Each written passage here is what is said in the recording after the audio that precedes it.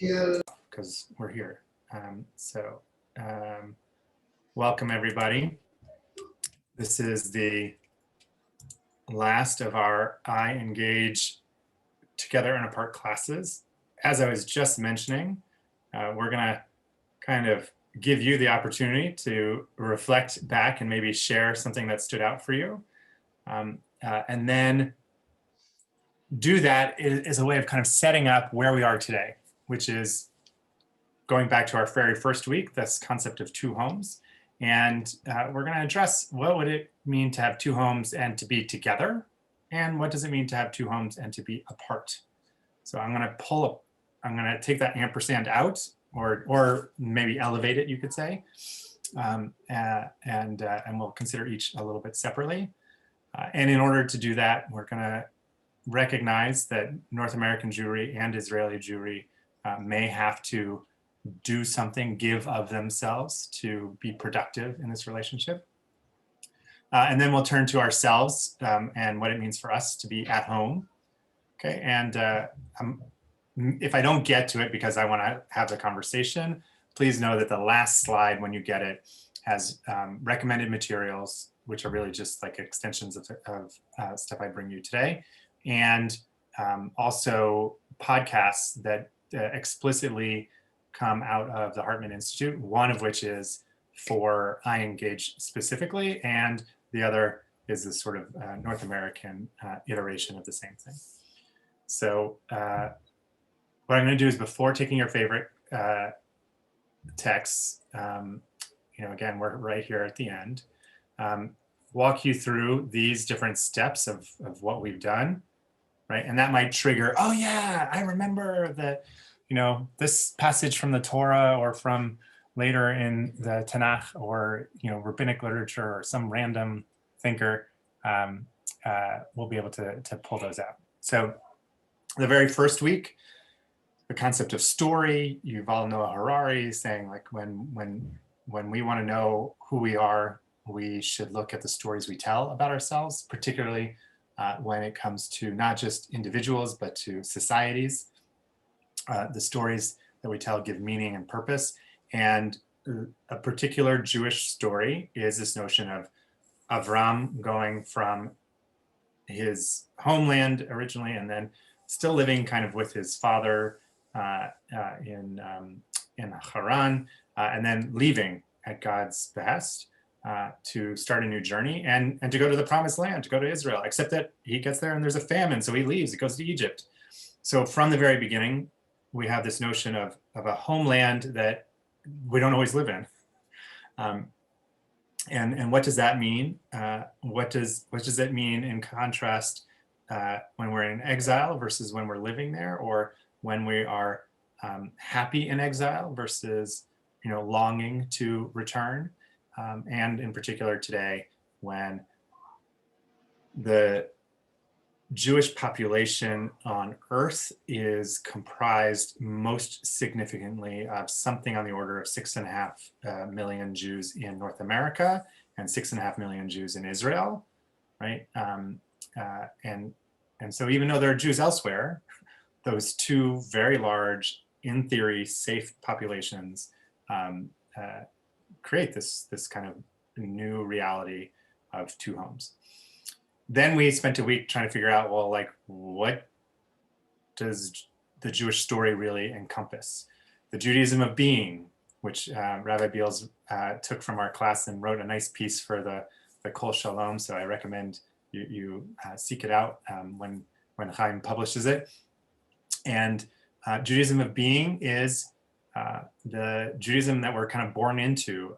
It's a family, it's a peoplehood, it's a loyalty that's automatic, it's everlasting, it's sort of unquestioning. And on the flip side, there's the Judaism of becoming, which has much more to do not with the covenant between Abraham and God and sort of Isaac and Jacob, right? But with God and the Jewish people at Sinai. It's a behavioral Judaism. It takes on moral overtones in the books of the prophets. And both of those Judaisms have been continuous for all of Jewish history. And so, one of the questions we asked is, do you pick one and not the other? Do you try to balance them? Do you try to synthesize them? And one of the confusing areas in doing that is the universalism versus particularism. That those moral codes, like being a light unto the nations, or taking care of the widow, the orphan, the stranger, the oppressed in our societies, or the unfortunate, those universal values, can become separated from Judaism and just stand on their own. They're just moral virtues, right? And yet they've come out of the Jewish milieu. And particularism, by contrast, right, asks us to take care of ourselves first, to first worry about our family or our town or our Jewish community, right, and then the world around us. And neither of those is wrong. So again, when we're weighing those two different poles, right, do we pick one or the other? Do we try to balance them? Do we try to synthesize them? And it comes to a head in some kind of tension when we look at nationalism, which is to say that Israel as a Jewish nation state, and not just the Jewish people broadly, poses the question of how can we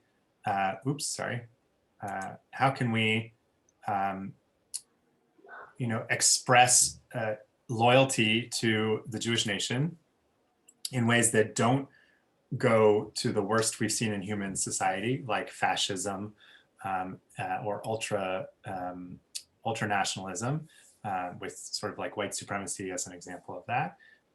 And one of the things we posited was menschlich nationalism, that we would, yes, prioritize the nation, the state of Israel, but we would have Israel act in accordance with some right, universal values, and try to be, again, this light unto the nations, and to kind of walk that fine line. It's a very complicated thing to do, which is why it took a long session. And part of why it's hard to do is that we live in a world in which anti-Semitism has been around, and we should typically think that it always will.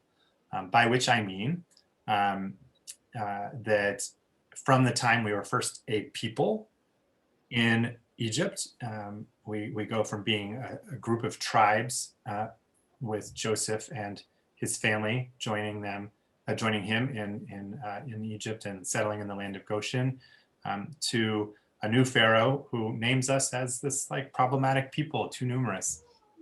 And that's continued with Haman in Persia, noting that we're spread out over many nations, and still keeping our own laws.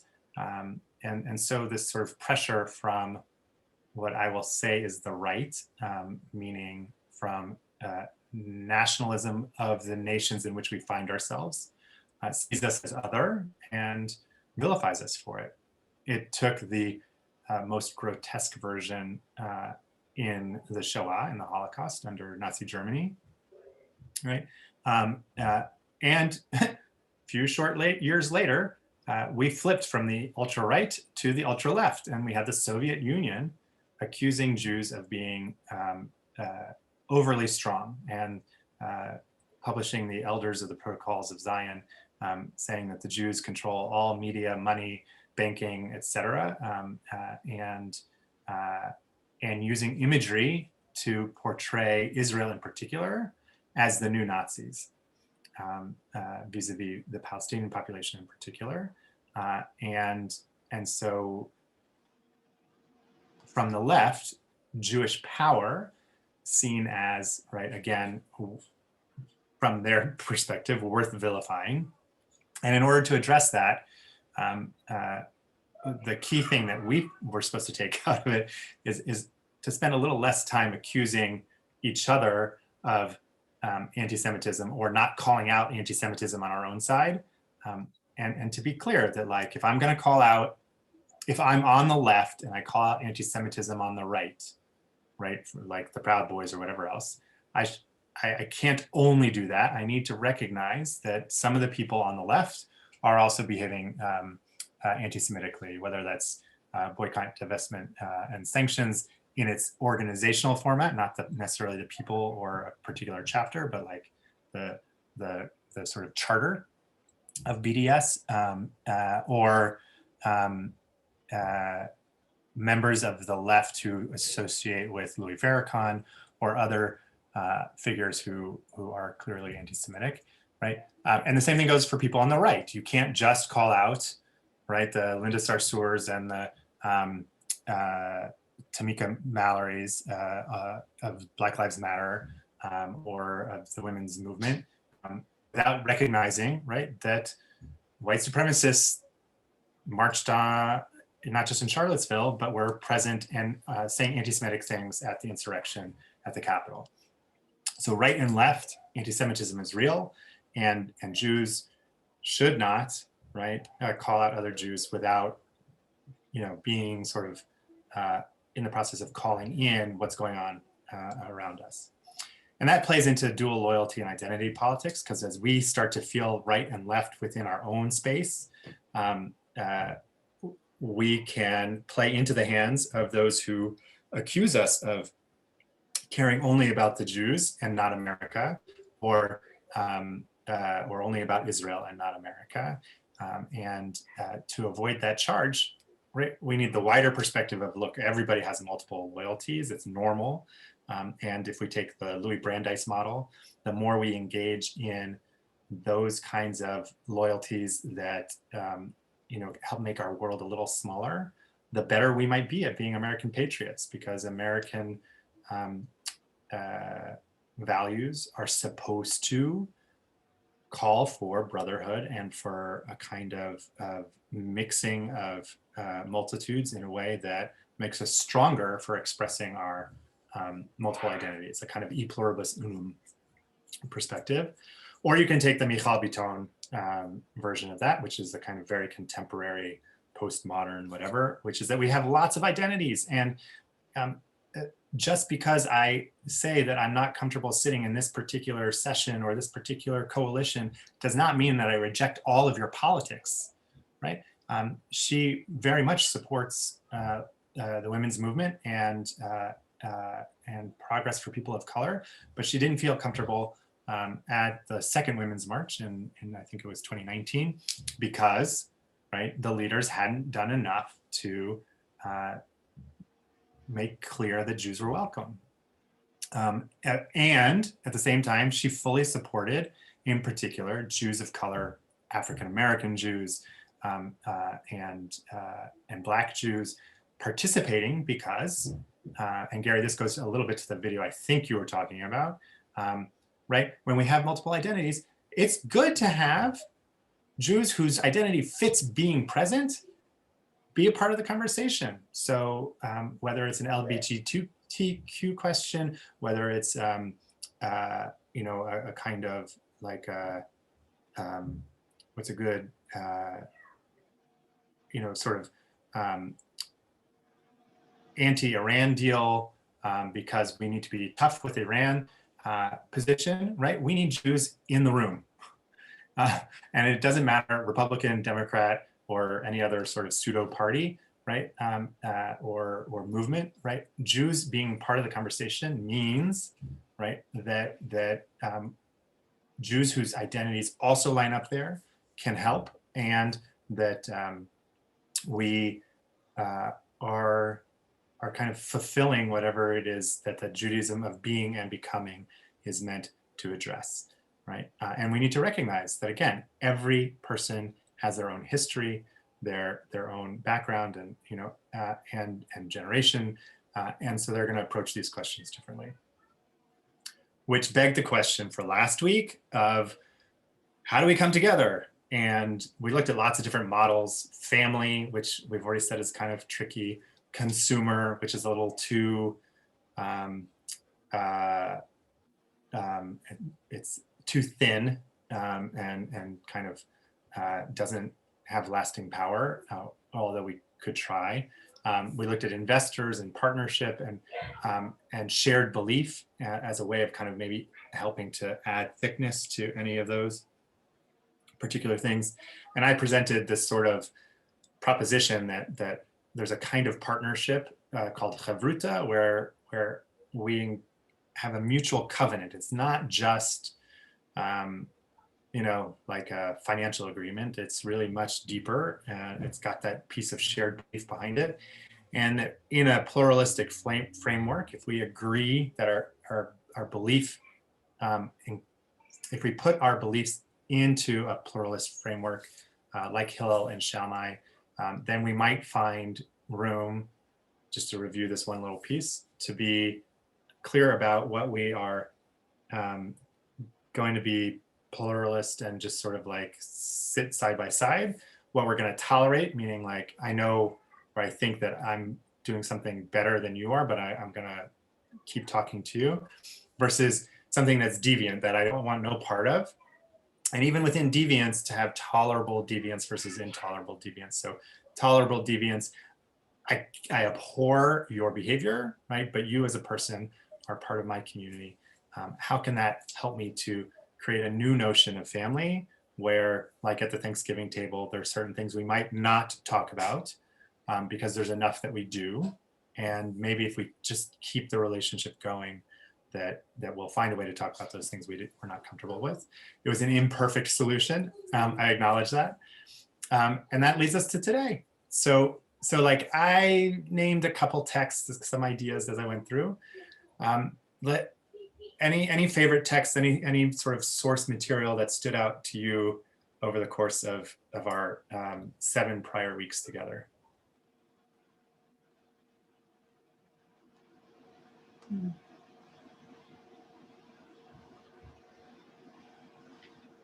Gary?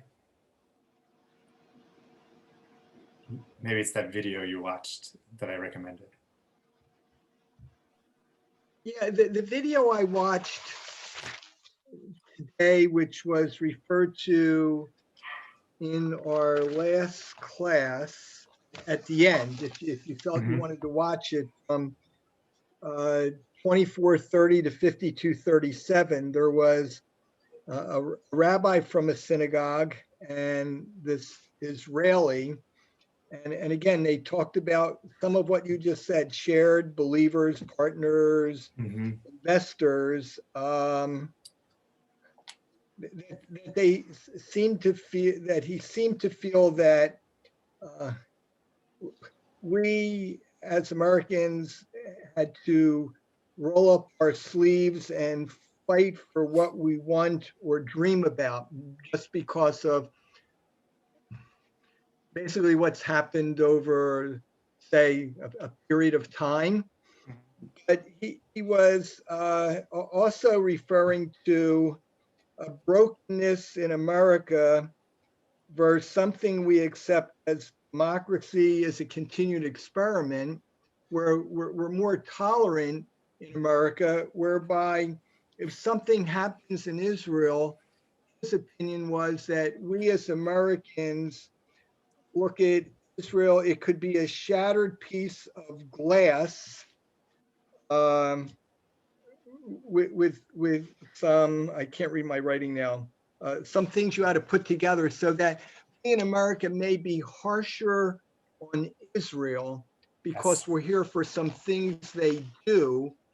And I keep wondering with his statement, and sometimes I think he's right with that statement, but is the flip side true? I don't want to make a broad assumption, but is the flip side true in Israel, that middle of the road is, I don't want to say middle of the road. So would Israelis view us harsher for some things we do rather than some things they do? So it's the let me clarify for everyone what pieces of the video you're talking about and things that I think are important to put on the table. Okay. In large part because I'm going to bring you an op-ed from this week that was actually a sermon from last Shabbat by a conservative rabbi who's a close colleague actually of David Seth Kirshner. who was in the video and addressed kind of the new version of that issue. If I could say one thing before you do Yes. that, he also, Rabbi Kirshner also said that we as American Jews, and I like the line, I think he may be right there, were a whiny, fetchy lot. And Yes. and at times he referred to, like, the Pope went to Yad Vashem, he did something, and people complained because he didn't do it this way, he just did it Yes. that way. Yes. So that's just it, is that one of the beautiful things that is expressed in that video by both David Seth Kirshner, rabbi in Northern New Jersey, conservative rabbi, and also Tehila, I can't remember her last name, I don't remember is this notion that rightly or wrongly, Americans, not just Jews, but Americans, pretend like our democracy is fully developed here, right? And we've learned in the last, I don't know how many years, or even just this week, I'm very serious about this, like the whole question of the filibuster and whether it's gonna be necessary, not necessary, and are they gonna go back to the talking filibuster? We are trying to figure out if democracy is mature in America. But for the moment, let's pretend like Americans think that, it's all done, okay? And so we put the same pressure on Israel to be a fully formed democracy. And the reality is like the country's 70 years old. It has a very different kind of democracy where in the election, this is the fourth election in 2 years. There are so many parties that, like, it's really about building a coalition. It's not about, are you for Labor, Likud, or blue and white and Likud, or I think now this time it's gonna be Yesh Atid or Likud. The fact that it's so many different choices, it's not the same democracy. And then from the Jewish perspective, because American Jews want, because of the whining and kvetching, and I won't tell Rabbi Beals that you agreed that congregants can be that way. I will say that the video was very good at pulling out this idea that Jews imagine that because Israel is established, and we were nervous from 48 to 68, but maybe till 73. From 73 on, we pretend like Israel is a powerhouse, right? And the reality is that yes, it is. And we're not as careful as we should be about our language, because if we pay attention to the prayer for Israel in our Siddur, it says Reshit Smichat Gulatenu, the beginning of the flowering or blossoming of redemption. Not boom, redemption is here, right? Like the evangelicals are looking for that. Christian evangelicals are thinking like the better the Jews are doing in Israel, the sooner redemption comes, the second coming of the Messiah. And what are American Jews thinking? Like, are we there yet? I would say this, that those who are tied into the Judaism of being feel like yes, and Israel should behave that way.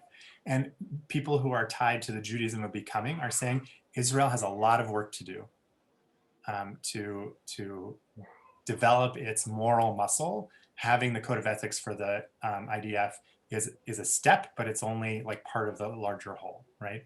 And so what that conversation was trying to tease out is let's create a little bit of space for Israel to kind of like grow and develop and mature in the ways in which it balances those possibilities and frankly, right, engages in a conversation not just about Israel and its security, but also about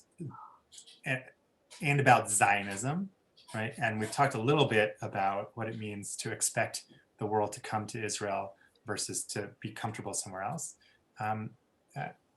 Israelis are only just learning to look to North America in particular, but to the diaspora generally, for how to be Jewish, right? And it's happening.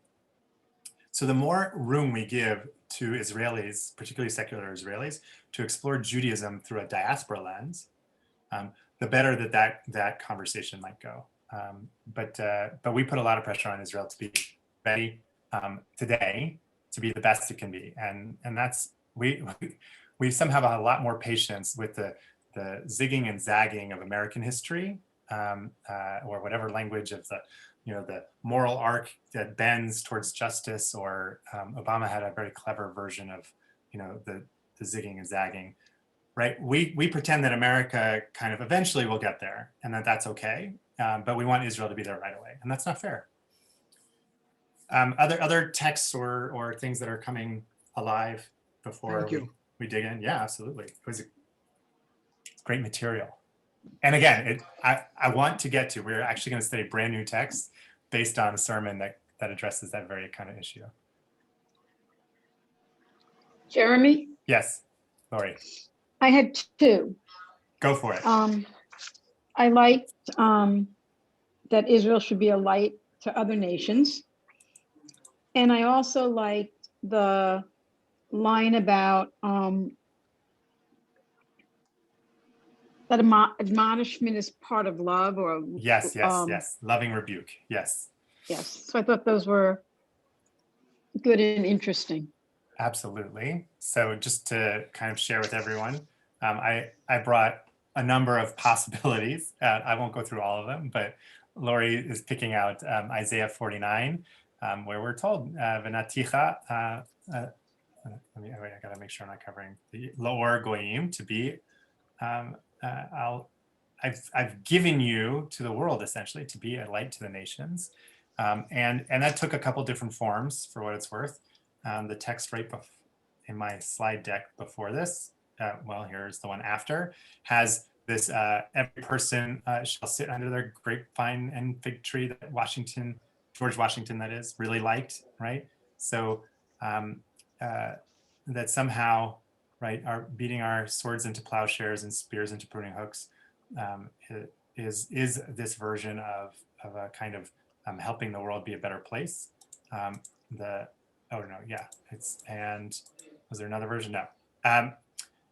And I'm just going to say this too. Like I found it interesting that Herzl, right, when we were looking at nationalism, really envisioned that Zionism would help us to have the same kind of thing, that whatever it is we're attempting for our own benefit, right, is going to redound mightily and beneficially for the good of all mankind. And then for your other piece of loving rebuke, I didn't bring the specific texts again, but it's going to be really important when we see one of those op-eds. Anyone else want to reflect on a text? Fred. The discussion, particularly your comments today, made me think that Israel's position today is really not that different from the position of the United States in 1860. On the cusp of the Civil War? No, because we had a long road to hoe before we got any better. Yes. And the countries around us thought the same way, I think. But we expect, as you say, perfection from Israel immediately. Mm-hmm. And we shouldn't expect that. That's right. Part of the reason for that, I think, is that we continue to intertwine the nation and the politics of the nation, the nationhood, with the religion. Mm-hmm. We can't seem to separate the two. And maybe we shouldn't, but maybe we should. No, and look, it was many weeks ago, so I can't even point to which one it was exactly, but I think it was Doniel Hartman interviews an Israeli Arab scholar at the sort of end of the video recording, and the scholar says, like, he'd really like to see an Israeli Zionism, right, as opposed to Jewish Zionism, an Israeli Zionism that acknowledges that it's going to be a Jewish state, right, that a Jewish majority has a major commitment, that's going to be the basic law, so to speak, but that with 20% of the population of the citizenry being Arab, or Arab Israeli, like what that might look like, and we're going to look at the religion piece also today. So I'm glad you pointed out that contrast, and really that's insightful about the United States in 1860. Other favorite texts? You want to get to the good stuff? I'll just do this very quickly. Like, I can't let you go at the end of this course without reminding you of Genesis 12, because each of these colors represents a different topic we addressed through this one text. And I think it came up 5 times in the 8 weeks, okay? So this idea of leaving to go find a new home, right? The idea of being a blessing is, again, to Lori's sort of like being a light unto the nation, is that this notion that other peoples are gonna bless themselves by us, right? And then this other piece of like, who is us? And that it wasn't just Avram. It was Avram and his wife. And they didn't have children yet, so it was just them, right? But it wasn't even just them, it was also their nephew. And it wasn't just them and their nephew, it was also all the people that they had amassed, all the people they kind of converted through persuasion to monotheism, or at least to the belief in one God who's stronger than all the other gods, right? And so we get to this distinction of who are our brethren, who are our kinspeople, right? And who are the children of our kinspeople, meaning like our country people, right? And then who's our neighbor or a fellow, and we should love that person just like us. So look, if you're gonna live in society with somebody, right? Like you gotta figure out that relationship, and maybe that relationship really is a kind of family. And there will be foreigners who come to live with us, refugees, and how do we make them feel welcome and help them to actually, as the text implies or instructs, like make them citizens, right? Clearly they're different. They're not going to be like our blood relatives, and not even like our cousins, and not even the people we are used to living with, right? But they're still going to be part of this national identity that we're going to develop. And it's important to us because we were slaves in Egypt. And since Passover is coming. And that works only as long as those strangers are in the minority. There's the minority issue, and also that they agree, right, to understand that the majority culture is going to dominate in whatever version that means, right? And again, we have to work on like, is it a benevolent domination? Is it, so is it a menschlich nationalism, or is it going to be, exclusionary? And again, it can be on a continuum, right? America is definitely on a continuum. I brought this text just to remind you that we're supposed to pray for the places we live in and to build our lives there. So you're well based on in God's words through the prophet Jeremiah to have a great life here in America. I hope it's a great life. I mentioned Brandeis before, and it wasn't just the confluence of multiple loyalties that are not inconsistent, but it's also that we should act in a way that is worthy of our ancestors. So to kind of tell those stories of our past in a way that enriches what we're doing in the present. Michal Biton, I already talked about as well. Again, I didn't get to the loving rebuke text because this was just the Hillel and Shammai, where we have the pluralism, tolerance, and deviance. Yechezkel says, let's be pluralistic. Yosef says, tolerant, and Nachman Bar Yitzchak says, no, you deserve to die. So like we have it all, right? And I know I'm going fast, but those are all old texts. So let me try something new that came from the video for this week from Daniel Hartman and from Yehuda Kurtzer. So Yehuda Kurtzer like actually breaks the mold for a brief moment. For the entirety of the course, they've been saying this is a unique time in Jewish history where we have 2 homes and they're equally safe and secure. And the reality is, like, the cool thing about Judaism is it's always been this way once before, right? So like technically Philo lived in a time, he was born in like the year 30 BCE, okay? So he's a little older than Jesus. He's contemporary with Hillel and Shammai, the actual people, not the schools of thought. And so Rome controlled everything.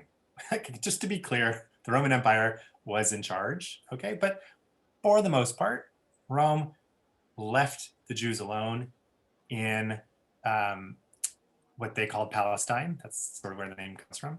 Okay, and also in Alexandria, Egypt. And the Jews of Alexandria, by the way, had their own altar. Just as the temple in Jerusalem was still standing and still in practice, and where we would bring our Paschal offering to celebrate Passover, we would all make pilgrimage to Jerusalem. The Jews of Alexandria, we have our own, it's okay. In Alexandria or Elephantine? Great question. Philo in Alexandria, I'm pretty sure that the altar was in Alexandria, but I might be wrong. What's interesting about this Jewish community, similar to the Jewish community that never left Babylonia when we first were exiled in 586 BCE, right? So there are Jews continuously in Babylonia from 586 till 1000 and maybe even until 1973. Just think about that for a minute, right? They lived under different powers and different, empires and whatever else, but like Jews continually in diaspora right there. So in the Jews of Egypt have lived in Alexandria, Elephantine, and Cairo, kind of like interchangeably in terms of the power structure. So Philo writes this piece that basically says, you know what, I'm good here. And I love that we have Jerusalem. So I'm gonna kind of excerpt this a little bit to give you a sense that like once before, Jews were very comfortable, maybe not sovereign in Israel, but close to it. We had our own governor, Herod. He wasn't very good, right? But we were doing okay. And same thing, a diaspora community that functioned on its own. So Philo says, no one country can contain the whole Jewish nation, right? We're too populous, right? And that's why we're everywhere. And when he says fertile countries of Europe and Asia, he also meant, by the way, Africa, like all the way to Morocco, or what we call Morocco today, all along the spice trail to China, right? Probably even this early, but we just don't really know about the Jewish community. Like there might not have been a Jewish community, but there were merchants starting to travel these byways and markets for centuries. And we still, he says, look upon the holy city, meaning Jerusalem, as the metropolis, our metropolis, where the sacred temple is of the God Most High. Right, but then he says, but accounting these regions which have been occupied by their fathers, their grandfathers, their great-grandfathers, and still more remote ancestors in which they've been born and brought up as their country. He thinks Egypt is his country because generations of his family has lived there. I'm not saying all the way back to Pharaoh, right? But easily back to right before the destruction of the first temple, because when Nebuchadnezzar conquers Jerusalem, the king at the time had been trying to create a partnership coalition, an allyship with Egypt. And the Jews in Egypt in particular. So there was a lot of movement, right? Again, 580 years before, 550 Jeremiah years before. fled to Egypt. Right? So if it was true in Philo's day, maybe, we could have the same thing. And what is Philo saying? Look, I'm rooted in my own family history. Don't discount my family. I will continue to think of Jerusalem, of Israel, as like a very special place where yes, the Jewish people meet God, but I also have my traditions that are just as Jewish and quite vibrant, right? And thanks to Philo, really, that the projects like the Septuagint, the translation of the Bible into Greek, right, come to not just fruition, but like wide use. He wrote in Greek, so I'm just positing that because Yehuda Kurtzer brings it up. And so, right, it's going to be the story we tell, and maybe we need to tell the story of our ancestors in addition to the story of our sources. And then the question becomes, in this moment, is there a new grand narrative that we can tell? Is there some some overarching something that would explain it, or a meta narrative that kind of gets to the ancestry and to the sort of hopes and prayers, like the Hatikva kind of articulates. And I added this, so I figured out finally how to manipulate Hartman's slides. So I said, what if there are actually 2 stories? I'm just putting that out there. Maybe there's not one. Maybe we're not capable of telling one story right now. So let's just see what happens if we tell 2 stories. And this is going to be how the Hartman Institute kind of implies a possibility. And I lean towards this. There's something here. And that's the story of a journey rather than of arrival. And it goes back to what I was saying with Gary, right? We keep pretending like Israel has arrived. And if we give Israel a chance to be on a journey, then maybe there's more room for diaspora Jewry and for American Jewry to have something worth, everyone exploring. And so not just how do we come home, but right, what's the difference between visiting home and arriving home, right? So like, and by arrival at home, I mean like you move and you make, not necessarily, yes, aliyah, but I mean like that you like settle, right? But because we can all, like, there are times when we go places that are home that are not our home anymore, right? Like Rabbi Beals is visiting his mother. It's a beautiful thing, and he's back in California, and right, he's home, but he doesn't live there, right? It's like when Chaim and I were in college, there was home and home. Yes. That we can say we want to go home, which is back to school, back to our dorm rooms, but real home is like, oh, we're going home for vacation, for break, because we're going to our parents. And Yes. then if there's, and you can even have a home if there's a one back, like a family homestead or something that Yes. maybe that's not where your parents are, but your grandparents and the rest of your family are from. And then you're going home. Absolutely. And just a little more color, because it just, I mean, the college is a perfect example, because I know many of you have had or currently have children who are negotiating that. But Ramah, the camp, what's their, Ramah and the Poconos, what's their theme song? Chozrim Habaita, let's return home. That like camp is actually home, and the rest of the year, you're camp sick. Right? So this concept is very strong, and it feels different. It feels different when you go to a place that is like an ancestral home versus when you go to a place that you are at home, okay? And you feel different obligations when you're visiting an ancestral home versus a place that you are making your home. And so that begs the question, right? If we're at home here and in Israel, right? And it's questionable whether, each of us is at home in Israel. I would guess that most of us will really like it there, but we're not at home. We're not fully arrived there. But there are North American Jews who, right? They came from Israel and now they live here, or they have made Aliyah and they go back and forth, right? You can have both fully realized. And Daniel Hartman does something really interesting with this. So let's just kind of put out there, in order to kind of make this comfortable, everyone has to do a little bit of work. So Yehuda Kurtzer puts out 4 principles, and he says that we have to understand that, like, we're stuck together whether we like it or not. So if we acknowledge that our fates are tied together, we're going to seek mutual thriving, that this doesn't have to be a zero-sum game. It's not like, for me to be at home in America, I have to say no to Israel.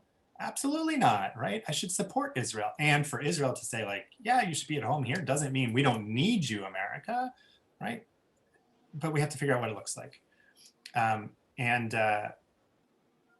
what that means too is that, like, look, if I go visit Israel, I should not have equal standing as an Israeli Jew. And an Israeli Jew coming to North America is not going to have equal standing in terms of, I don't know, we'll just say their Jewishness, but like whatever else here. And at the same time, right, we're lucky enough, particularly with technology, that we should not be wasting this moment in history by arguing with each other. Daniel Hartman does something very clever, though. He says that Israel needs to change its narrative, and this is one of those things that's like, I hope it helps. Okay, so he says we're too often functioning within the one home paradigm of a singular family with young children. Some of you have adult children. Some of you have grandchildren. How many homes are there in your family? Even if your children aren't really adults, they have a dorm room. And maybe you go visit them at their home. But let's do the one with the grandchildren, because that's like that's the good one, right? So Daniel Hartman said, like, he's been living in Israel a really long time. He moved there as a kid, and his children are now grown. They each have their own homes. And he says, my wife and I, we have the key. We can go to our children's home anytime we want, or to their homes anytime we want, but we call first, right?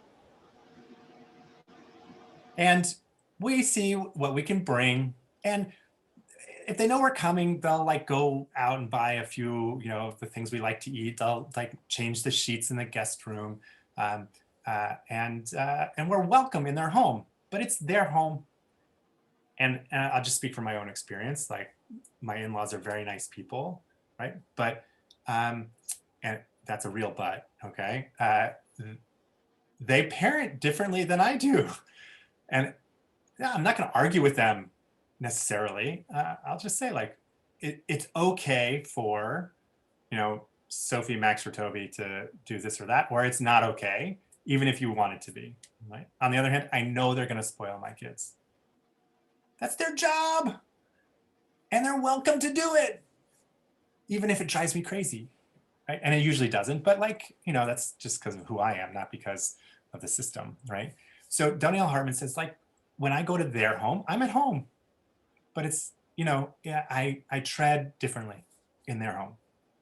And by the way, he and his wife, their door is open. Kids could come in anytime. That fridge is stocked. The pantry has the favorite foods of the grandchildren, right? Because they want their home to be a place that the grandkids want to come to. What they do with the children and what kind of conversations they have, he doesn't get into. He implies that it's not always, smooth, right? But with his grandkids, it's got to be great. What if Israel and America treated each other, not necessarily like I'm the grandparent and you're just like my child with, the parent of my grandchildren, because then you get into some weird hierarchy. But what if we understood that, like, yeah, we have multiple homes. And when I go to visit you, I want you to have some of the right foods for me. I want to be able to pray at the Kotel Egalitarian. When you come here, I want you to find someone who speaks Hebrew, or to be able to sit at a table and know that, like, I understand the existential crisis of Iranian nuclear armament. Those are fair ways to live, right? And that model of, like, and look, even if we disagree, even if, like, you don't like my politics, I don't like your politics, we want the grandkids to love both homes, right? And look, my kids chafe under my parenthood just enough, right? And they, when they visit their grandparents, like, not everything's perfect, but they like a lot, and when this whole pandemic is over, hopefully there'll be a lot more interaction. But as a model, it's something we didn't look at before. So that's Daniel Hartman's, like, offering. And this is kind of a complicated slide in terms of, like, a lot of text. It basically says we should do what Yehuda Kurtzer said, and we should do what Daniel Hartman said. I'll leave it there for a minute. Any questions about that kind of? There's an asymmetry there. Yes. Seems to me that makes it hard for me to accept that model that you just described. As an example, when we go to Israel, we'd like to pray at the wall. Correct. But that's a governmental issue, not a religious issue. And when an Israeli comes to the United States, I never hear Israelis complaining about things that the US government should do or not do with respect to them. They deal only with religious things. So there's an asymmetry there that bothers me. I appreciate what you're saying, and I think it would be good if we got deeper on both levels, right? But at this point in the conversation, right, in the kind of ideation of this model, we're going to be stuck with government and religion, and not actually government and religion, and in both houses. But we should. Other questions or comments about this suggestion? Jeremy, how do you get, one of my concerns, or one of the things is, I listened to that piece about the California curriculum. Yes. And it's, if you do it 2 homes, but you don't have exactly the same narrative, when you sit at the table to have discussions, are we not going to be able to be representative? You're going to have to tell me if I answer your question, because I'm going to come at it from the side, which is that one of the things that they say in that particular podcast is ethnic studies is coming to America. It's real. It's a generational thing. And so the work that Jewish organizations did to make the ethnic studies curriculum of California represent Jews properly, to take out all anti-Semitic language and references, and eventually, because of just the machinations, to include Jews as a key category, in large part because Arab Americans are also going to be represented. That, how do I put this? That,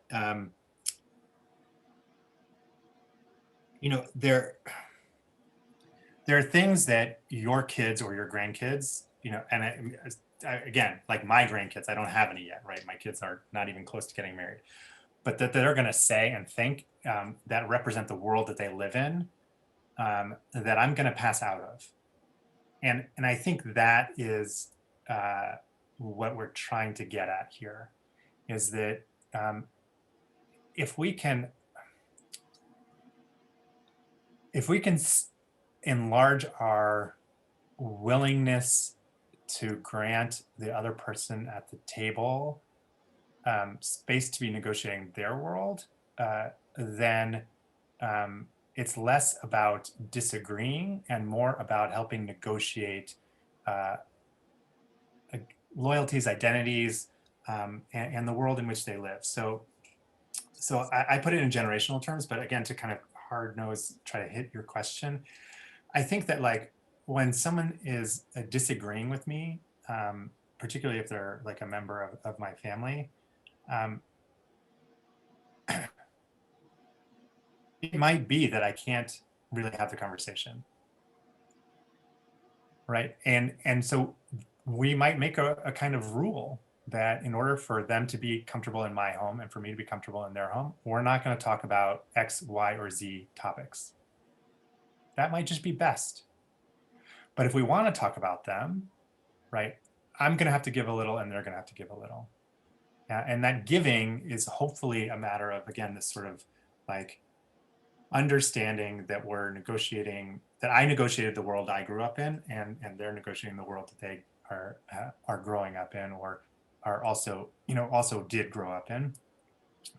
And we talked about that a little bit with, like, what does it mean to learn about the Holocaust, right? Is it at the expense of other Jewish knowledge? Is it, right, the best way to honor the memory of those who perished? And neither is wrong, right? But if I start the conversation assuming disagreement and not looking to appreciate what else is being kind of worked out, it's going to be far more tense. I just, I feel compelled. I'm going to go one step further. When I was head of school at Einstein, one of the things that we said, because it was part of the mission that we prided ourselves on, was critical thinking, and that we wanted our students to learn to be critical thinkers.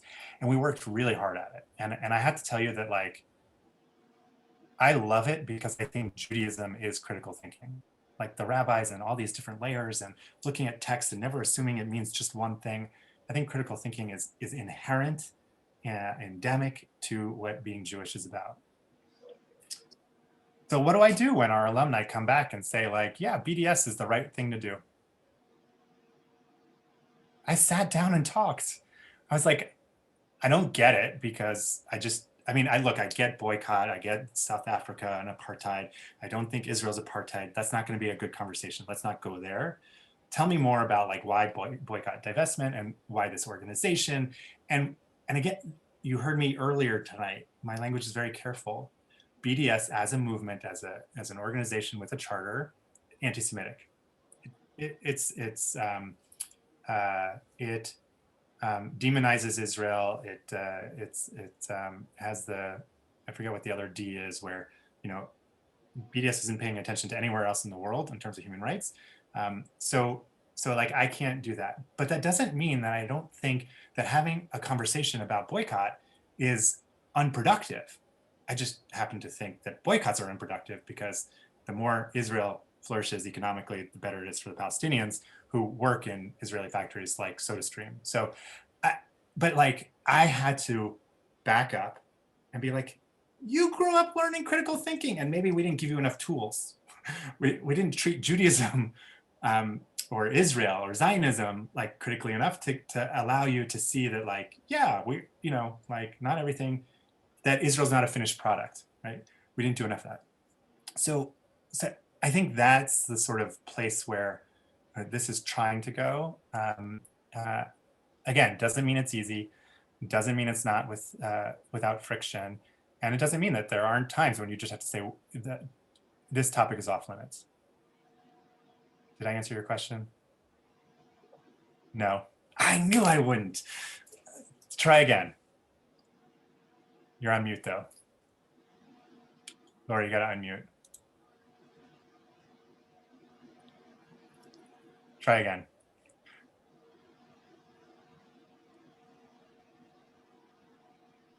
Okay, sorry. That's okay. So I think that was last week's question. I think what I'm trying to say, if we have multiple homes, and maybe we don't have to have this, if we have multiple homes, will it really be one narrative, or will there be anybody that can speak for world Jewry? Are we going to always stand apart? Are we always going to be Israel, North America, and we're going to always be slightly different and not provide the same response to either anti-Semitism threats or other questions that end up happening in the world stage? Right. So that is an excellent question with a lot of layers. I think that we're not going to have a unified statement, you know, or process for creating statements anytime in the near future, not because necessarily of Israel and America, but because of America and because of Israel, which is to say, Israel is far more divided than it looks. Or I should rephrase that. Israel, however large the center is in terms of the citizenry, the politics are very divided. And in America, I think we are also too kind of diffuse in what represents what. So interestingly, in that same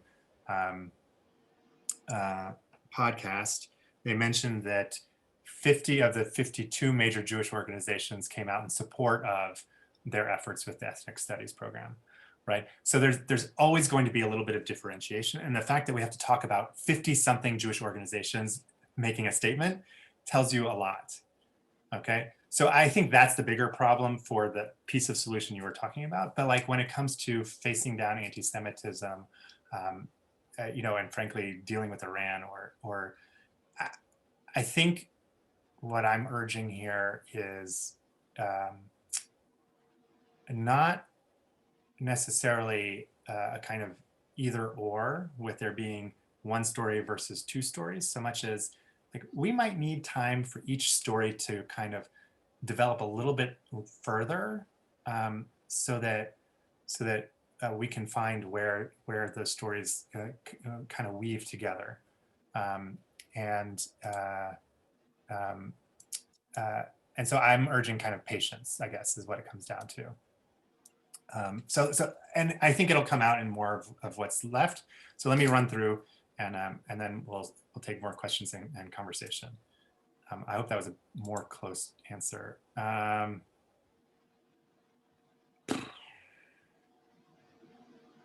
Right. So again, and this is part of that language to together and apart is an aspiration.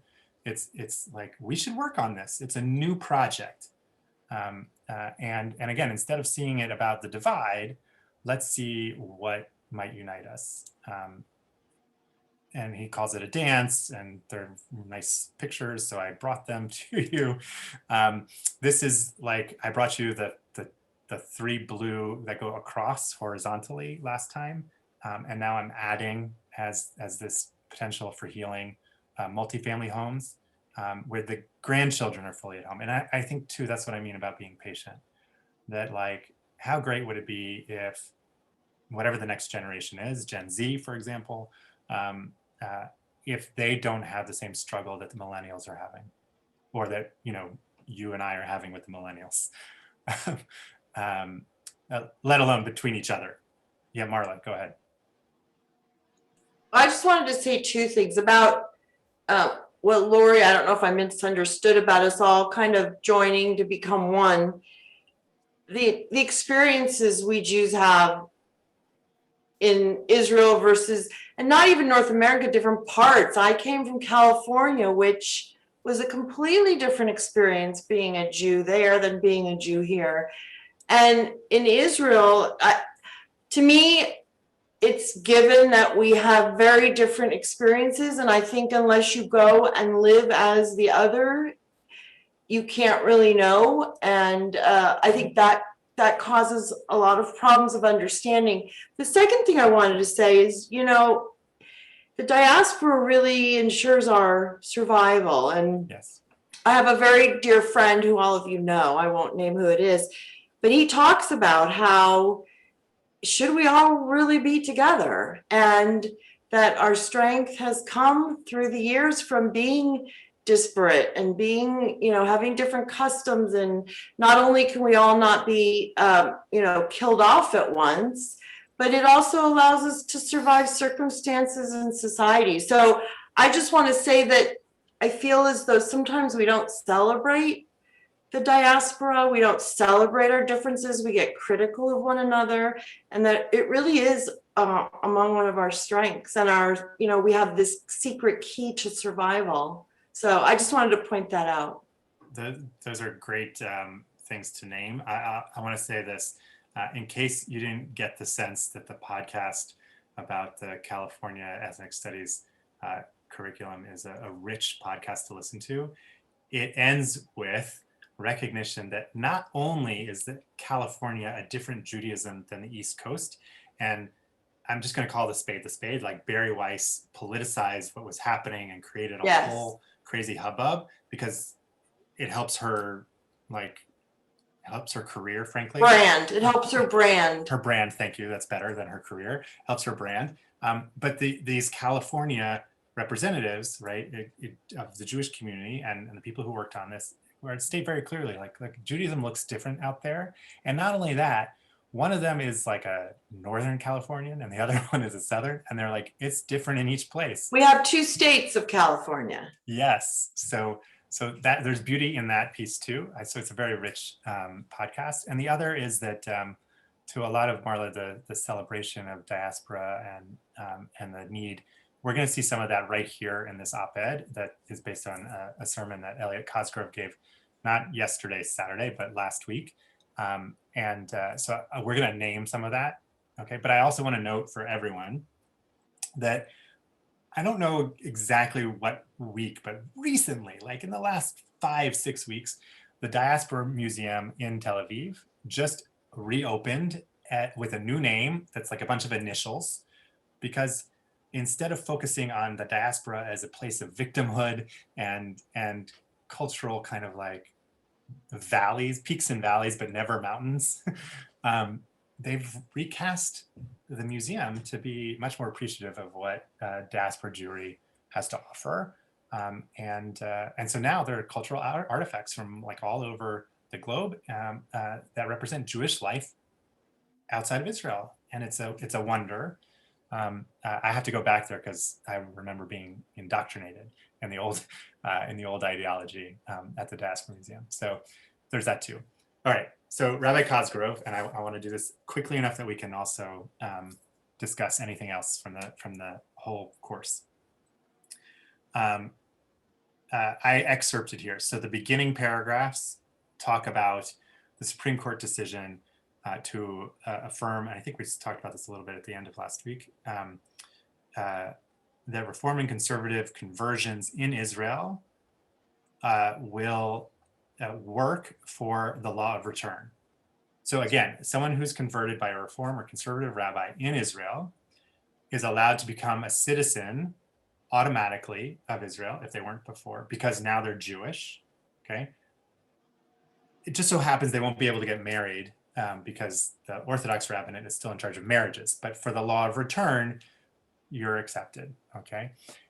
And United Torah Judaism and Likud both put out political ads saying that this was the worst thing that ever happened, okay? And so Elliot Cosgrove, conservative rabbi at Park Avenue Synagogue, gave a sermon last Shabbat, and he says a few interesting things that I want you to walk away with, right? So the first of which is this idea that to be a Jew today is to live with Israel as a central pillar.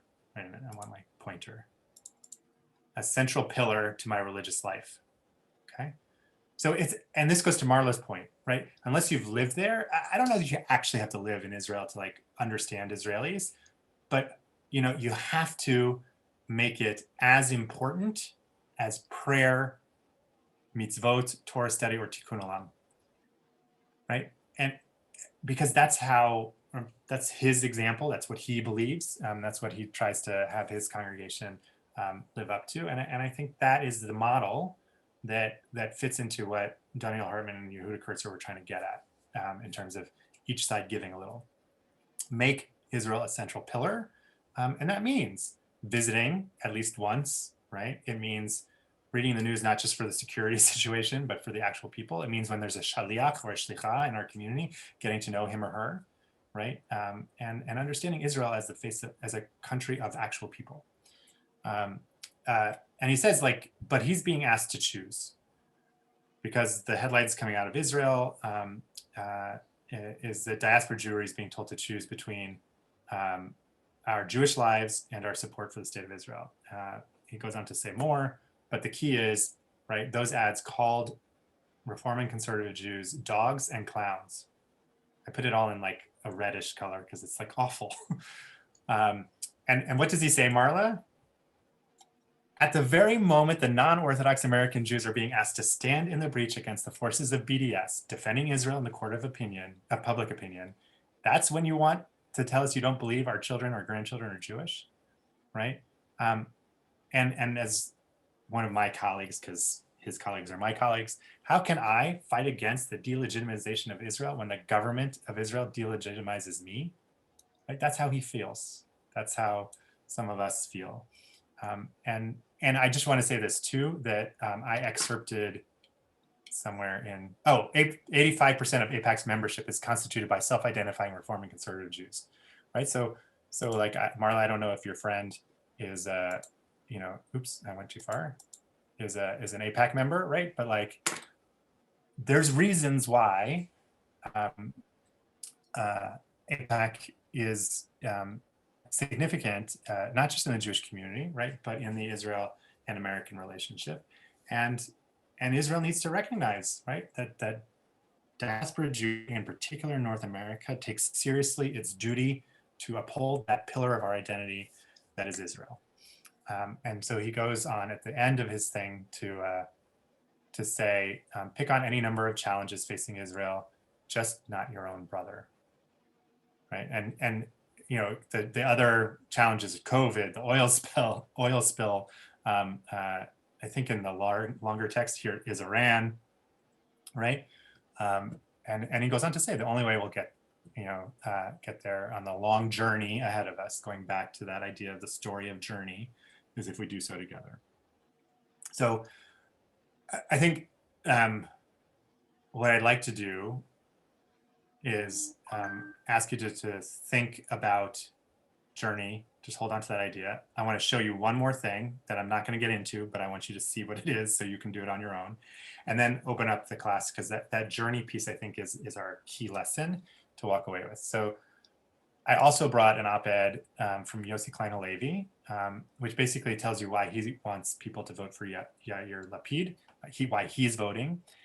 And it has all the pieces that we talked about, that for Israel to be a Jewish and democratic state, both of those things at the same time, it has to be the state of all Jews, whether or not they're citizens, right? And the state of all of its citizens, whether or not they're all Jews. And he goes on to say that the mission of Israel has to ensure that all parts of the diaspora remain connected to Israel. And what else does he say? Oh, and then he calls Yair Lapid a mensch, which I only highlighted because it goes back to that menschlich nationalism. The links to the full text of the op-ed from Jerusalem Post for Cosgrove is here. The sermon, which has some Torah in it, like the whole thing with Moses and the tablets, is beautiful. And even a video, if you want to hear him deliver it, is the second link. And the third link is Yossi Klein Halevi's full op-ed, also in the Jerusalem Post. For Heaven's Sake is a iEngage podcast. It's literally part of the iEngage whole program. And Identity Crisis is the North American Hartman podcast where the California thing came from. So let me just go back to this idea of journey, because here, journey gives us room for further development. Journey gives us room to understand that we've all come from somewhere, right? And our paths can intertwine, and ideally maybe actually not just intersect and pass each other, but that we would join together in kind of moving forward into the world. And look, I don't know whether the metaphor of the grandparents' home, the parents' home, and the grandchildren going back and forth, and the parents going back and forth helps enough. But certainly in our own lives, we tend to treat that process as a journey. We never expect the second or third or 10th visit of the children and grandchildren to be the same as the first. And we never expect when the grandparents come over that every visit is going to be just like that one. And if we could kind of give that space, right, to Israel, and if Israel could give that space to us, then we might better be able to talk to each other. What that does for you and your neighbor, or your friend at shul, or your not so friend, but fellow neighbor, right, your re'echa at synagogue, or at the synagogue you don't go to, little trickier. You might have to make some boundaries for what you will tolerate in conversation, but hopefully, right, we've broadened that sense, and in particular this course, by looking at sources and values, has helped you to appreciate the journey of the Jewish people in a way that makes a little bit more room, right, for all of us, right, to take a deep breath before we respond, and to think maybe it's not a zero-sum game. Maybe there are stakes and that they're really high, but maybe I can find something that would be worth talking about. So I'll stay on past 8 o'clock, but like questions and comments. So I ended enough early that we could kind of do a little bit, and let's see where things go. Josh, I see your hand. Well, I like your analogy you used about the family, because Rabbi Beals uses that a lot too. Like, Okay. you could fight amongst your family in private and still have each other's back when there's an outside assault. So that's kind of the way I see it, you know, like. Mm-hmm. So yeah, you can, while some of the Orthodox Israelis are questioning the validity or outright stating that non-Orthodox Judaism is invalid, that's something that we just fight among the Jews. When outsiders assault us, we stick together, and we can do that simultaneously. Thank you. Other, it doesn't just have to be this week. It can be about the whole course. I want to say actually that I forgot to say this, but Lori mentioned the text about loving rebuke as among her favorites. I think Cosgrove's op-ed, his sermon, is a beautiful example of loving rebuke. Right? He calls a spade, and he says, like, here's why I'm here for you. Right? Here's why you need me. So, but calling me a dog, that's just crossing a line. And sometimes, by the way, what we're missing in our conversations is honesty. Like, when we're angry, we don't say we're angry. When someone's crossed a line, we don't say that they've crossed a line.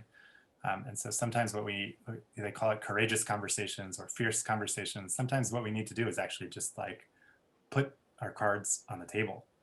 And that might advance the conversation too.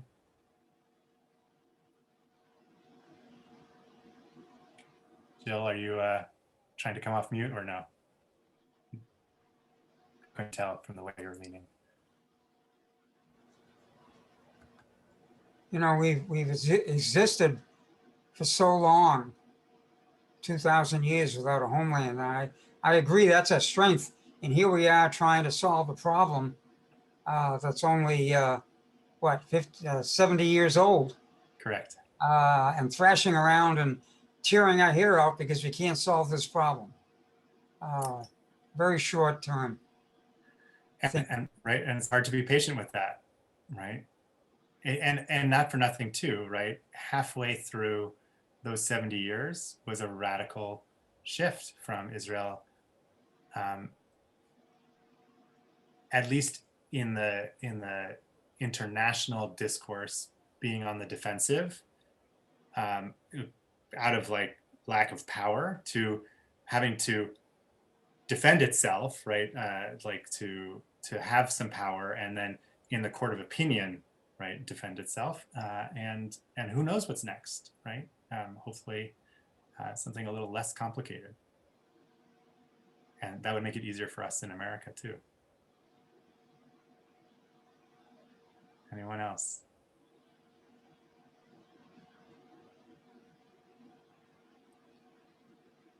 So I think about it. If you put something in the chat, I'm happy. I'm just going to say like 2 more things. One is that I've enjoyed this very much. It's been really a pleasure for me to be given the opportunity to dig deep into this curriculum and its offering, and to share it with you and to have you bring it alive. I've always said that I learned more from my students than from my teachers, and it could not be more true in this case. And so a deep, heartfelt thank you. I know at the beginning there was some conversation about like, the donations that were kind of implied in the opening registration, and really the cost to their congregation, right, was nothing. And because of that, I was happy to turn my time into a gift for our community. And so, if you want to recognize that in whatever way through the congregation, please do so. And the last thing I'll say is that like, this doesn't necessarily have to be the end. I know there are more offerings to be, given through Beth Shalom. And in terms of what I might be able to offer too, if there's interest, and it's the kind of thing I would want to kind of just check, not necessarily tonight, but like over time, the machloket matters, the sort of how to disagree with people curriculum, I should be able to get my hands on. And I don't know how many weeks it would be, and I don't know that Sunday night would be the best time, but I would be happy to figure out how to do that. And so I'm all for that. Yeah, that's a great topic. I would hate to think that this is the end, and I would love this to be the beginning. I would love to delve more. We covered so much in this. Yes. And it would be really interesting to see if we could start drilling down, use this as kind of a template of the areas maybe we can dig down on. But I would love to take your leadership and what you would like to maybe work on with us or teach, and we all could bring additional people into this based on our great experience. That sounds like a good process. And so, we can start with my investigating Pardes Machloket Matters as a kind of given thing that I would craft for us. But also, right, each of these topics is really rich. And we have, I think, another year before the next iEngage is published. So, we'll stay busy until then. And we could do that one in person.